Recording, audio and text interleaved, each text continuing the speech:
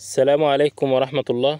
هنتكلم إن شاء الله النهاردة عن زراعة محصول البطاطس، وكمان هنتكلم على الأراضي المناسبة للزراعة ومواعيد الزراعة وإزاي نجهز الأرض للزراعة، وكمان المسافات والعمق اللي هنزرع بيه. وآخر حاجة هنتكلم عنها في الفيديو إن شاء الله طرق زراعة محصول البطاطس. في البداية لو بتشوف القناة لأول مرة ما تنساش تشترك في القناة وتفعل الجرس، ولو عجبك الفيديو ما تنساش تحط لايك. اول حاجة معانا الاراضي المناسبة للزراعة، وعندي 3 انواع من الاراضي. عندي الاراضي الطينية الخفيفة، ودي بتكون جيدة الصرف والتهوية، وبتكون من انواع التربة المفضلة لزراعة البطاطس لانها بتسمح للدرانات بالنمو الطبيعي، وكمان بتمنع تعفن الجذور وتراكم الامراض. تاني نوع معانا الاراضي الرملية الصفراء، اللي هي الاراضي الجديدة والمستصلحة، والاراضي دي اثبتت نجاح كبير في زراعة البطاطس، وطبعا مع الاهتمام بالتسميد العضوي والكيماوي عشان نقدر نحسن خواصات الطبيعية والكيماوية. والأراضي دي بتحتاج إلى عناية بالري والتسميد لأنها بتكون قليلة الاحتفاظ بالماء والعناصر الغذائية لفترات طويلة. أما تالت نوع معانا وهو الأراضي الطينية الخفيفة نسبيا، نقدر نزرع البطاطس فيها، ولكن يفضل إن تكون الأرض خفيفة مش تقيلة، وكمان لازم نضيف كميات كبيرة من السماد العضوي عشان نساعد على تفكيك حبيبات التربة، وكمان تحسين التهوية والصرف. وما بنصحش بزراعة البطاطس في الأراضي الغادقة لأنها ضعيفة التحمل لملوحة التربة، وكمان الملوحة الزايدة هتؤدي إلى ضعف النمو الخضري والجذري للنبات، وده هيؤدي إلى نقص المحصول. ونجاح زراعة البطاطس بيعتمد على عدة عوامل، من أهم العوامل دي هو موعد الزراعة الصحيحة. وأول ميعاد معانا هو ميعاد الزراعة في العروة النيلية، وده تعتبر العروة الرئيسية لإنتاج البطاطس في مصر من حيث المساحة المنزرعة، وبتكون حوالي 55% من إجمالي المساحة المنزرعة سنويا، وبتزرع خلال الفترة من منتصف شهر 8 حتى نهاية شهر 10، وأفضل ميعاد للزراعة هو منتصف شهر 10. وتاني ميعاد معانا هو ميعاد الزراعة في العروة الصيفية، وبتعتبر العروة الصيفية المصدر الرئيسي لتوفير التجاوي لزراعة العروتين النيلية والمحيرة، وبتكون مساحتها حوالي 35% من إجمالي المساحة المنزرعة سنويا، وبتزرع المساحات المبكرة منها في شهر 12. أما معظم الأراضي فبتكون خلال شهر 1 لحد منتصف شهر 2، ولو كان الغرض إنتاج التجاوي فالأفضل إنك تزرع بدري. وتأخير الزراعة في العروة دي إلى آخر شهر 2 أو أول شهر 3 هيؤدي إلى تأخير حصاد المحصول لآخر شهر 6، وكمان التأخير ده هيؤدي إلى ارتفاع درجة حرارة الجو، وبالتالي هيأثر على المحصول، وكمان هيؤدي إلى الإصابة بدرانات البطاطس، وكمان زيادة الإصابة ببعض الأمراض الفيروسية.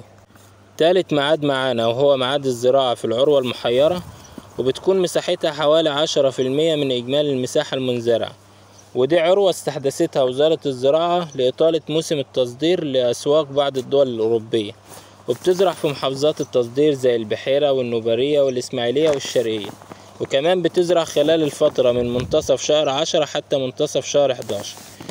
ولازم في العروة دي نهتم برش المركبات اللي بتحتوي على أحماض أمينية عشان نقلل من أضرار الصقيع اللي بتحصل في العروة دي، وكمان لازم يكون الري على فترات قريبة خلال الفترة المتوقع حدوث صقيع فيها، وممكن كمان نستخدم مضادات الإجهاد.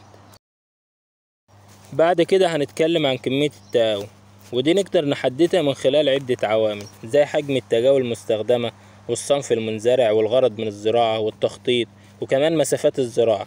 بس عموما الفدان بيحتاج لحوالي من 750 ل 800 كيلو لزراعة العروة الصيفية، ودي بتكون من التقاوي المستوردة، وممكن تزيد في حالة الزراعة بدرانات كاملة.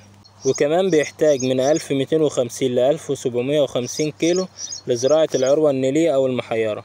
بعد كده هنتكلم عن إعداد وتجهيز الأرض للزراعة. بعد ما اخترنا التربة المناسبة والخالية من الأمراض، هنضيف سماد بلدي قبل عملية الحرث لتسهيل عملية توزيع السماد، وكمان هنضيفه بمعدل من 20 ل 30 متر مكعب سماد بلدي قديم متحلل خالي من مسببات الأمراض وخاصة النيماتودا أو بذور الحشائش. كمان ممكن نستخدم سماد الدواجن بمعدل 15 متر مكعب للفدان أو أي سماد عضوي آخر بشرط إن يكون خالي من مسببات الأمراض. وبعد ما ضفنا السماد البلدي بشكل متجانس، هنضيف سوبر فوسفات الكالسيوم بمعدل من 400 ل 500 كيلو للفدان. بعد كده هتتم عملية الحرث مرة أو مرتين، حرث عميق بالمحراث الجلاب، وبعد كده نسيب الأرض تشمس لمدة من 15 ل 10 أيام عشان نقضي على الآفات الحشرية وأطوارها. وبعد الحرثة التانية هنضيف جزء بسيط من السماد الأزوتي كجرعة تمهيدية بمعدل شكارة أو شكارتين في صورة سلفات النشاد، وكمان من 100 ل 150 كيلو مغنيسيوم و150 كيلو كبريت زراعي.